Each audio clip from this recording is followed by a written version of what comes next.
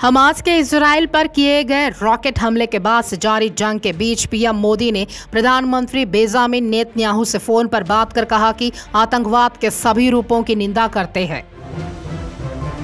PM Modi ने फिलिस्तीन के चरमपंथी संगठन हमास के शनिवार 7 अक्टूबर को इजराइल पर किए गए रॉकेट हमले को पहले ही आतंकी हमला करार दिया था। उन्होंने एक्स पर शनिवार को लिखा था, इजराइल में हुए आतंकी हमले की खबर से स्तंभ हूं, हमारी संवेदनाएं मृतकों के परिवार के साथ है। प्रधानमंत्री नरेंद्र मोदी ने एशियन गेम्स में शामिल हुए भारतीय खिलाड़ियों से मुलाकात की। इस दौरान उन्होंने एशियन गेम्स में हिस्सा लेने वाले सभी खिलाड़ियों को बधाई दी। पीएम मोदी ने कहा कि आप सभी खिलाड़ियों ने जो पराक्रम दिखाया है, जो पुरुषार्थ किया है, जो परिणाम दिया है, उसके कारण देश के हर कोने में एक उत्सव का माहौल है। 100 मेडल पार करने के लिए आपने दिन रात एक कर दिया था। पीएम मोदी ने कहा है कि एशियन गेम्स में आपके प्रदर्शन पर पूरे देश को गर्व है। पीएम ने कहा है कि मैं देश की ओर से सभी खिलाड़ियों के कोच और ट्रेनर्स को भी धन्यवाद देता हूं। उन्होंने कहा, आप सभी ने आने वाली पीढ़ियों के एथलीटों के लिए रास्ता तैयार किया है। एशियाई खेलों में प्रदर्शन से ओलंपिक में हमारे खिलाड़ियों का आत्मविश्वास बढ़ेगा। तेलंगाना में होने वाले विधानसभा चुनाव को लेकर आदिलाबाद पहुंचे गृह मंत्री अमित शाह ने विपक्षी गठबंधन इंडिया पर निशाना साधा। अमित शाह ने दावा किया है कि तेलंगाना के मुख्यमंत्री केसीआर ने गरीबों, दलितों, आदिवासियों और किसानों के लिए काम नहीं किया। केसीआर ने 10 साल में केवल एक ही योजना पर काम किया कि कैसे अपने बेटे केटी रामाराव को मुख्यमंत्री बनाएं। दिल्ली की पटियाला हाउस कोर्ट ने न्यूज क्लिक के संस्थापक प्रबीर पुरकायस्थ और एचआर हेड अमित चक्रवर्ती को 10 दिन की न्यायिक हिरासत में भेज दिया।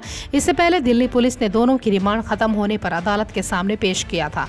इन दोनों को आतंकवाद विरोधी कानून UAPA के तहत दर्ज एक मामले में गिरफ्तार किया गया था। उन पर आरोप है कि उन्होंने न्यूज पोर्टल न्यूज क्लिक को चीन के प्रचार प्रसार के लिए धन मिला था। दिल्ली पुलिस की स्पेशल सेल ने 3 अक्टूबर को पुरकायस्थ और चक्रवर्ती को गिरफ्तार किया था। पुलिस ने दिल्ली में न्यूज क्लिक के ऑफिस को भी सील कर दिया था।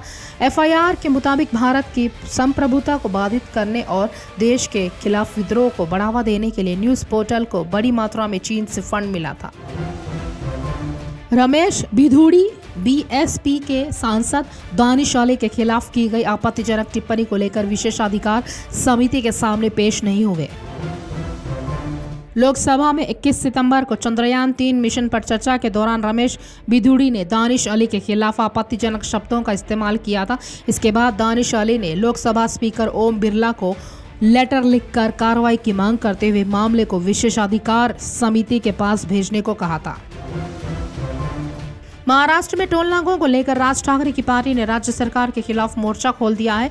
महाराष्ट्र नवनिर्माण सेना मनसे के अध्यक्ष राज ठाकरे ने राज्य सरकार को धमकी भरे लहजे में कहा है कि अगर छोटी गाड़ियों से टोल वसूला जाएगा तो हमारे कार्यकर्ता उसका विरोध करेंगे। उन्होंने कहा है कि अगर हमारे कार्यकर्ताओं को किसी ने रोकने की कोशिश की तो हम टोल बूथ जला देंगे। केंद्रीय गृह मंत्री अमित शाह ने तेलंगाना के आदिलाबाद में जनगर्जना सभा को संबोधित करते हुए लोगों में राज्य में हर साल 17 सितंबर को लिबरेशन डे मनाने का वादा किया। इसको लेकर तेलंगाना के मंत्री केटी रामाराव ने उन पर पलटवार किया है। उन्होंने कहा है कि शायद उन्हें पता नहीं है कि तेलंगाना में पिछले साल और इस साल भी आधिकारिक रूप से हैदराबाद लिबरेशन डे मनाया। ओडिशा के बालासोर ट्रेन हादसे में जान गंवाने वाले 28 अज्ञात शवों का अंतिम संस्कार कराने की प्रक्रिया भुवनेश्वर नगर निगम ने 4 महीने बाद शुरू कर दी। इन लोगों की बॉडी जून में हुए एक्सीडेंट के बाद से अस्पताल के पास पड़ी थी। इस रेल एक्सीडेंट में कुल 297 लोगों की जान गई थी। पाकिस्तान ने वनडे वर्ल्ड कप के दूसरे मुकाबले में श्रीलंका को 6 विकेट से हरा दिया है। टीम के लिए मोहम्मद रिजवान और अब्दुल्ला शफीक ने शतकीय पारियां खेली। इंग्लैंड ने बांग्लादेश को 137 रनों से हरा दिया है। 2023 वनडे वर्ल्ड कप में इंग्लैंड की यह पहली जीत है। वर्ल्ड कप 2023 के 9वें मुकाबले में भारत और अफगानिस्तान की टक्कर। दोनों टीमें आज दोपहर 2 बजे भिड़ेंगी। यह मैच दिल्ली में खेला जाएगा।